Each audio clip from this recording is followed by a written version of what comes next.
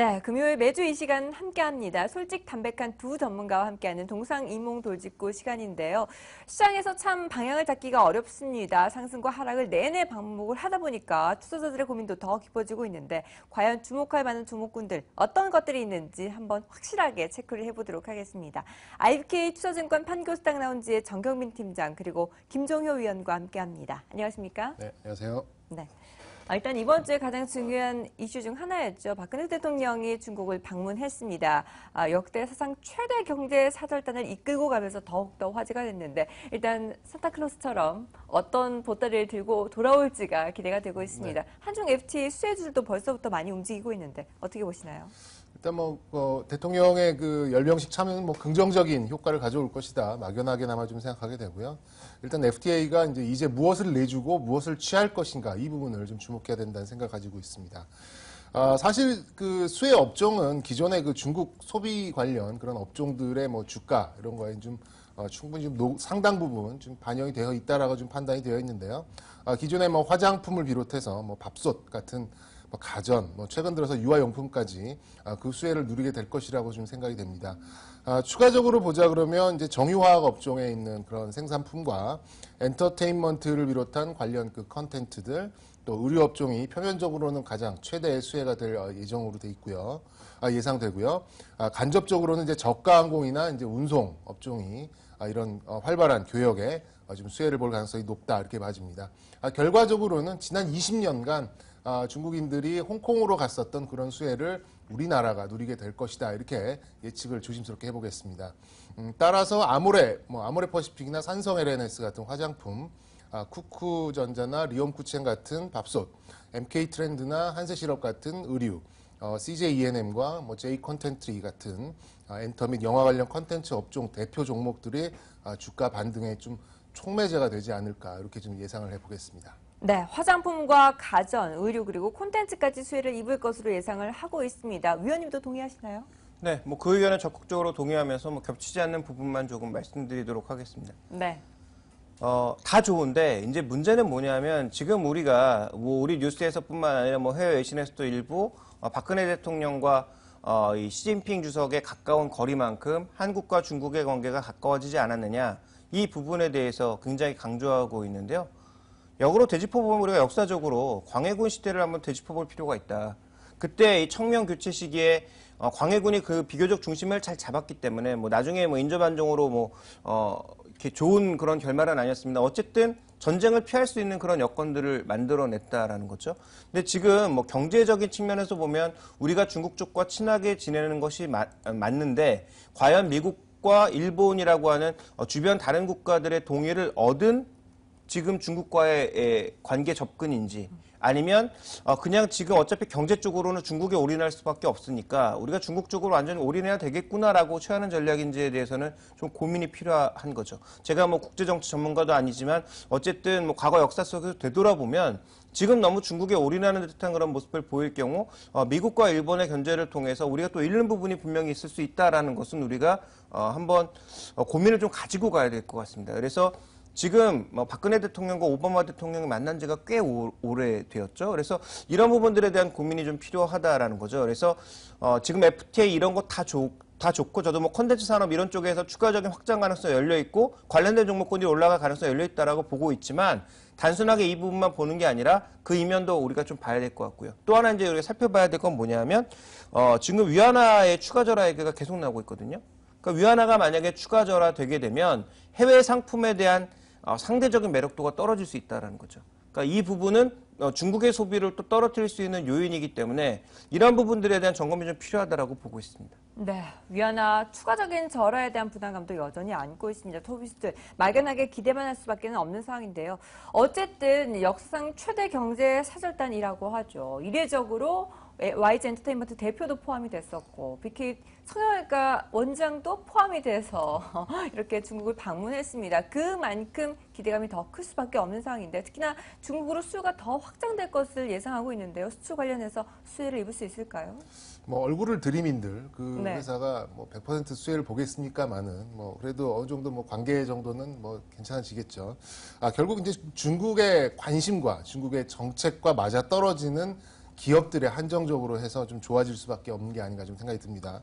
앞선 시간에 그 김종희 의원께서 그 전기차에 대해서 좀 이렇게 리포트를 해주셨는데 거기에 관련된 말씀을 좀 드려야 될 것 같습니다. 중국은 일단 올 하반기부터 2017년까지 베이징을 비롯한 10대 오염 도시에서 CO2 25% 감축을 한다고 얘기를 했기 때문에 아주 강력한 제재가 예상되어 있습니다. 아무래도 전기차에 대한 수요가 자극될 수밖에 없는 뭐 그런 가능성이 높다 이렇게 봐지고요. 그렇다면 LG화학이나 뭐 삼성 SDI 같은 배터리 분야의 기술력과 양산력을 가지고 있는 그런 기업들을 좀 주목할 필요가 있다 좀 봐지고요. 그리고 그 이제 10개 도시 중에 8도시가 소위 이제 징진지 프로젝트, 북경, 텐진, 허베이 이런 지역에 지금 분포가 돼 있죠. 이 지역에 몰려 있는 철강이나 화학공업단지의 가동률에도 지금 주목을 하고 있는데 아무래도 서부 쪽으로 이전을 반강제적으로 할 가능성도 상당히 높아 보입니다. 이미 이제 화합물 가격과 또 납사 가격, 뭐 철근 가격 이런 것들이 좀 반등하는 게 있어서 좀 생산량에 조금 영향을 미치지 않았나 좀 싶은 것도 있고요. 그리고 뭐 전 세계 20%의 인구를 보유한 국가지만 소비와 서비스 업종은 뭐 한 8% 정도밖에 전 세계에서 가지고 있지 않습니다. 비록 3차 산업 비중이 50%를 넘어가고 있다고는 하지만 중국은 대졸자만 연간 700만 명이 쏟아져 나오는 그런 국가입니다. 따라서 2차 산업에 배가 넘는 고용 창출을 보일 수 있는 소비와 또 서비스업 이쪽으로 계속해서 드라이브를 걸 가능성이 높다고 봐집니다. 따라서 뭐 영화를 비롯한 관련된 뭐 컨텐츠 이런 쪽으로 좀 보셔야 될 것 같고요. 역시 문화 산업을 육성할 수밖에 없다 이렇게 좀 봐지고 기존에 이제 중국 소비주 앞서 말씀드린 뭐 화장품이나 의류 면세점, K-뷰티 이쪽도 좀 주목을 하셔야 될 것 같고요. 하드웨어 중심의 헬스케어까지 그 산업의 중심에 서지 않을까 이렇게 좀 예측을 해보겠습니다. 네, 역시 성장의 핵심은 문화라는 키포인트가 있습니다. 그와 함께 중국 정책에도 관심을 가져봐야 될 텐데요. 뿐만 아니라 국내 정책과 관련해서도 핀테크 사업과 관련된 기업들이 줄줄이 오름세를 연일 시연해주고 있습니다. 그와 관련해서 벌써부터 많이 시장이 움직이고 있는데 아직까지 이제 초기 단계잖아요. 어떻게 대응을 해봐야 될까요?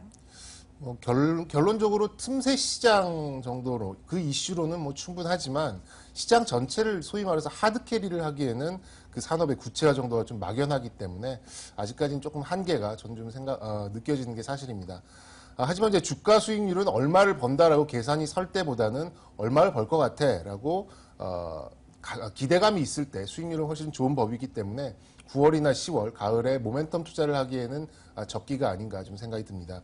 지금처럼 전자결제 위주에서 특히 이제 핀테크로 시작을 해서 보안 관련주의 중요성이 대두되면서 궁극적으로는 인터넷 은행으로 넘어가는 그런 흐름을 예상해 볼 수 있는데 핀테크든 인터넷 은행이든 가장 중요한 것은 보급률과 회원수 그리고 시스템의 안정성을 들 수가 있겠습니다. 분야로 보면 이제 송금과 결제 분야 또 금융 데이터 및 저장 분야, 또 금융 소프트웨어 분야, 그리고 플랫폼 이렇게 크게 네 가지로 나눌 수가 있겠는데요. 선진국을 비롯한 중국에서는 결제 비중이 점점 낮아지는 추세고 금융 소프트웨어와 데이터 분석, 저장 이쪽 영역으로 계속해서 투자 비중이 높아지는 것을 좀 봤을 때 우리나라도 처음에는 단순 결제 종목들이 좀 치고 나갈 수는 있겠지만 궁극적으로는 소프트웨어 또 플랫폼 쪽으로 비중이 좀 옮겨가지 않을까 이렇게 좀 예상을 해보겠습니다. 네, 어쨌든 모멘텀에 대해서는 확고합니다. 하지만 얼마나 구체화시켜갈 수 있는지가 중요한 포인트가 될 것 같은데요. 앞으로 성장성은 무궁무진하다고 봐야겠죠? 그렇긴 한데 그 성장의 그 고리를 과연 국내 기업들이 취할 수 있을지는 미지수라고 보여집니다. 그래서 네. 지금 뭐 삼성페이, 안드로이드페이, 애플페이 뭐 여러 가지 페이들이 나와 있는 상황이고 이 페이가 모바일 쇼핑과 연결이 되면서 결국은 기존의 이제 결제 산업들의 상당 부분을 차지하지 않을까. 거기에다가 인터넷까지 출범하게 되면 이와 관련된 흐름들이 더 확대되지 않을까라는 기대감을 가지는 건 뭐 너무도 당연하죠. 네. 그래서 이런 기대감으로 주가가 먼저 움직이는 것도 당연하다라고 보여지는데 실제로 국내에서 추진되고 있는 그 수많은 여러 가지 산업들은 결국은 한 10년 정도 지나고 나면 제가 보기에는 다 모래알처럼 사그러져서 살아남을 게 과연 몇 개나 되겠느냐 이 부분을 좀 고민해 봐야 되겠죠. 그렇지만 우리가 이렇게 뭐 장기 투자를 하는 것도 아니고 이 방송의 뭐 컨셉도로 장기적인 투자를 얘기하는 건 아니기 때문에 뭐 관련된 투자에는 뭐 분명히 관련된 종목군들 뭐 중소형 테마주들의 트레이딩 정도는 충분히 가능하나 이것들이 뭐 산업적으로 살아남는다, 뭐 장기적으로 뭐 크게 될 것이다 이렇게까지 보기에는 좀 어려움이 많고요. 특히 인터넷 은행 같은 경우에는 지금 어떤 컨소시엄에 선정될 것인지 아직 확정되지도 않았거든요. 그러니까 이런 뉴스에 대한 확인 매매 정도가 필요하지 않을까. 그래서 중소형주는 트레이딩, 대형주는 큰 재료를 확인하고 그때 그 종목들을 사도 늦지 않다 이렇게 보고 있습니다. 네, 중소형주는 트레이딩 그리고 대형주 중심으로는 다시 한 번 더 그 흐름을 체크해 봐야겠습니다. 그렇다면 팀장님께서 유망한 종목군들을 다시 한 번 더 추려주시죠. 네, 뭐 그 전에 좀 변수 좀 하나 좀 체크를 해야 될 것 같아요. 가장 네. 큰 변수는 뭐 김정희 의원도 좀 말씀하셨지만 갑질의 대명사 은행들이 과연 얼마만큼의 반감을 가지고 자신들의 밥그릇을 지켜낼 것인가가 좀 중요한 포인트가 될 것 같습니다. 네. 민감한 얘기이기도 하겠지만 현실적으로 산업자본의 은행 소유라는 가장 큰 법적 문제가 좀 존재하는 만큼 쉽지는 않을 것이고요. 또 은행이라 하면 지준율과 막대한 자본금을 이렇게 규제 이런 것들이 어떻게 완화되고 흘러갈지 이것들을 이번 달 말 정부 당국의 좀 정책 방향이 사실상 처음이자 끝이다. 이렇게 좀 먼저 변수를 말씀을 드리겠습니다. 일단 뭐 종목으로 말씀드리면 핀테크 일단 뭐 결제 쪽으로 시작이 될 거기 때문에 KG그룹이나 뭐 한국사이버결제 같은 그런 이제 종목 위주로 좀 보시는 게 맞겠고요. 플랫폼의 절대지존, 뭐 다음 카카오가 이제 중심을 잡을 가능성이 높고 소프트웨어와 보안 쪽 기술력이 이쪽은 기술력이 높은 다우기술이나 한국정보인증, 뭐 키움증권의 그 밸류체인 이 그룹을 이제 보시는 게 맞는 것 같습니다. 또 다른 밸류체인을 보유한 뭐 나이스그룹도 주가 모멘텀이 어느 정도는 이어지지 않을까 좀 생각이 들고요. 궁극적으로 인터넷 은행까지 생각을 해보면 클라우딩 컴퓨터와 데이터 저장까지 크게 좀 이어져야 하기 때문에 더점 비전 더 큰 규모 안에서는 사업자로서의 면모를 보일 가능성이 있다. 이렇게 좀 짚어드리겠습니다. 네, 한국사이버결제부터 더존, 비존까지 유망주들을 꼽아주셨습니다. 어쨌든 일단 초기 단계이니까 ICT와 금융의 결합에 잡음이 생길 수밖에 없지만 잘 다져놓으면 또 앞으로 창창하게 흘러가겠죠. 네, 흐름을 기대해 보도록 하겠습니다. 이번에는 위원님의 유망주를 들어볼 차례인데요. 오랜만이네요. 어떤 종목 기대해 볼까요? 네, 지난번에 이제 뭐 나이스 평가 정보 뭐 이런 종목군들을 뭐 이 시간에 말씀드린 적이 있는데 실제로 지금 어떤 종목을 골라야 될지 저도 좀 헷갈립니다. 그래서 네. 뭐 낙폭과대주 중에 아무거나 고르면 뭐 한 5% 정도 오르지 않을까라는 뭐 막연한 기대는 있습니다만 그 5%의 상승이 과연 지속될 수 있는가에 대해서는 좀 의문시 되고 있고요. 제가 이제 스스로 방송을 통해서 말씀드리고 있는 것은 여러 가지 재료들 본 게임을 지금 확인도 하지 않고 미니 게임에서 벌써부터 힘을 다 뺄 필요는 없다라고 보고 있기 때문에 기본적으로는 종목을 지금 선택하지 않는 게 맞고 현금 들고 있는 게 맞다라고 보고 있으나 뭐 이 방송의 특성상 종목을 고르지 않을 수는 없기 때문에 중국 FTA도 연결해 보고 그 다음에 또 주가도 이미 많이 빠져 있는 종목군들 중에서 굳이 한번 골라보자면 LG이노텍 정도가 아닌가라고 보고 있습니다.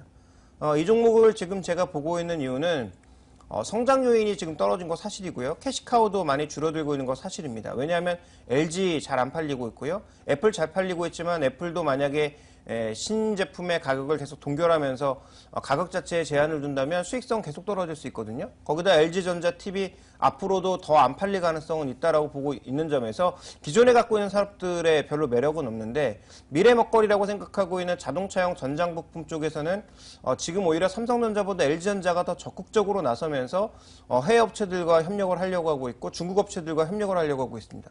이 부분을 본다면 저는 좀 가능성이 있어 보인다라는 거죠. 그래서 국내 대형 IP 부품주들이 지금 전장 부품주로 바뀌려고 하고 있다. 단순한 IT 부품주에서 전장 부품주로 영역을 넓혀 나가게 되면 앞으로 IoT 쪽이라든지 자동차 쪽이라든지 좀 더 이제 많은 먹거리가 생길 수 있는, 그러니까 자기가 놀 수 있는 그런 운동장이 점점 넓어진다라는 거죠. 그래서 그런 측면에서 좀 긍정적으로 보고 있고요. 뭐 목표 가격은 그렇게 높지 않게 한 11만 원 정도, 손절 가격은 8만 원대 중반 정도를 깬다면 일단 한번 손절하고 나서 다시 좀 접근하시는 게 낫지 않을까라고 보고 있고, 어쨌든 중요한 포인트는 뭐 지금 당장 어려워도 미래 먹거리 쪽에 기대감이 높아질 경우 이 종목의 이제 수급이라든지 전반적인 분위기가 살아날 수 있다라고 보고 있습니다. 네, 중국 FTA 모멘텀과 함께 저가 매수까지 유효한 LG이노텍을 꼽아주셨습니다. 목표가 11만 원 기대해 보도록 하겠습니다. 지금까지 IBK 투자증권 판교스탁 라운지의 정경민 팀장 그리고 김종효 위원과 함께했습니다. 말씀 감사합니다. 네, 고맙습니다.